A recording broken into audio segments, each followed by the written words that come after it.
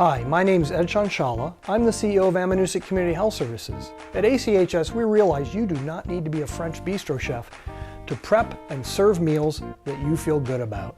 That's why our Food is Medicine program is designed that from 30 minutes prep to plate, you too can serve nutritious meals.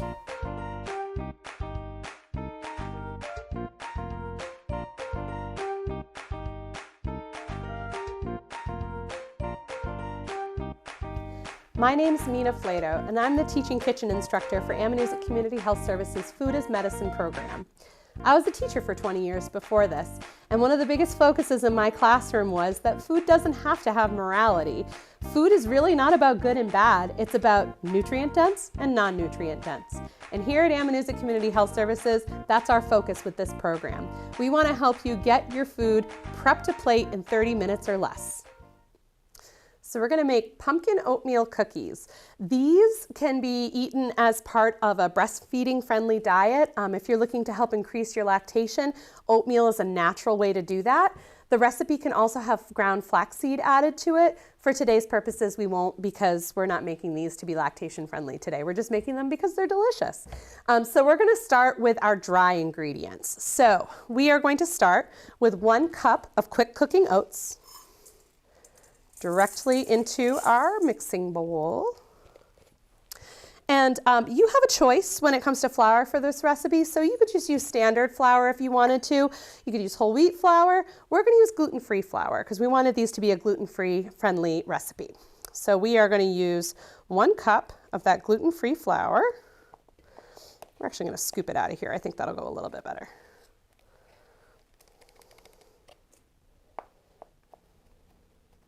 Perfect.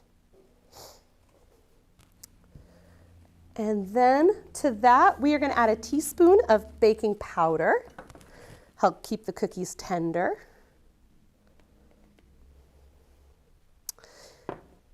And then we're going to add a 1/2 cup of sugar. We are going with, this is a raw cane sugar. You can use whatever sugar you have. This is just a little bit less processed than a standard white sugar. And anytime we can do less processed, it's a good thing in my book. All right, and then we are going to just give these a gentle stir at this point. Make sure everything gets nicely combined in the dry ingredients. It already smells good, which is fantastic. All right, so now I'm going to add the spices into this. So we are going to be working with, today we've got some different spices that you might not readily have in your kitchen.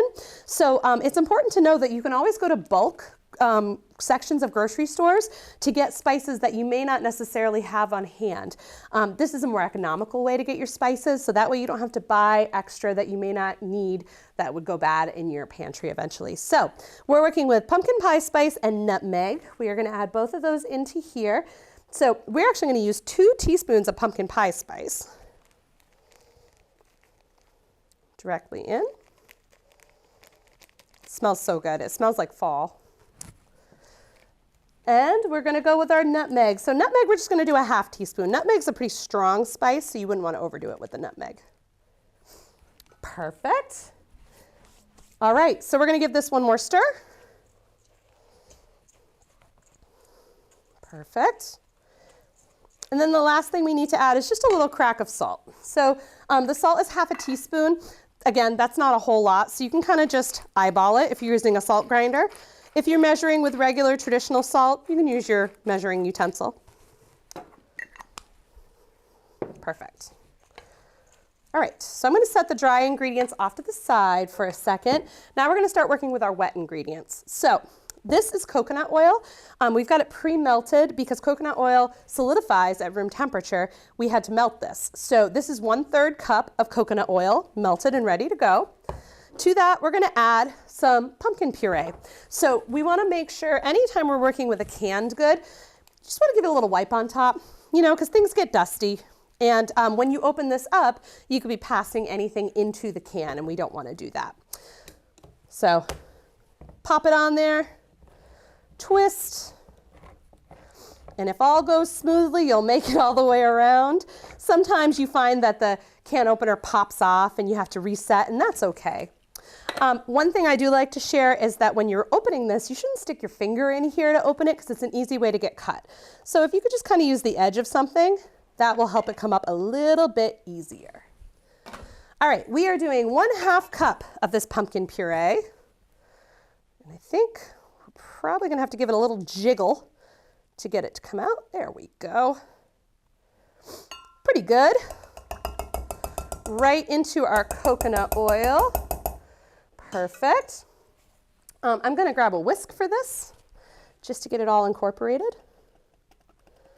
It may not look like much right now, but I promise it's delicious. All right, and then to this we're gonna add an egg.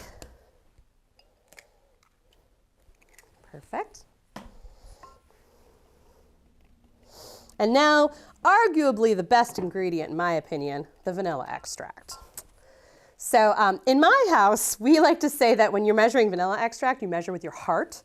So that usually means that we put way too much in, and it's an expensive ingredient. This recipe calls for 2 teaspoons. But if you've got the budget, go crazy. Vanilla is delicious. Gives it so much flavor, and it smells so sweet. All right, perfect. So whisk that together. It's okay if it doesn't come together completely. We just really want it incorporated before we put it into the dry ingredients. All right, so we're gonna bring this back here. At this point, if you were going to put ground flaxseed in your cookies, you would add it to your dry ingredients before you incorporated in your wet ingredients. You'll notice that we also have dark chocolate chips in this recipe. We're not gonna put those in until all these ingredients are mixed together. Anytime you're working with flour, you don't wanna overwork the flour. So you want to do as much mixing as possible before you start integrating it into your flour. So we're just gonna pour this right in there. And the technique I like to use is folding. So that's where you scrape the sides and you're almost like turning it over. You don't wanna go crazy whisking on this because you're really gonna overwork your flour and make it tough. Perfect. There we go, that's coming together nicely. Just keep mixing until all the dry is integrated into the wet.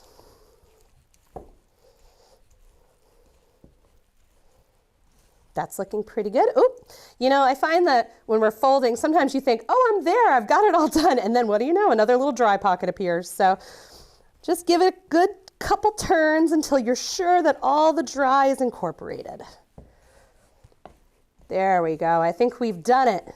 Perfect. All right, so final ingredient.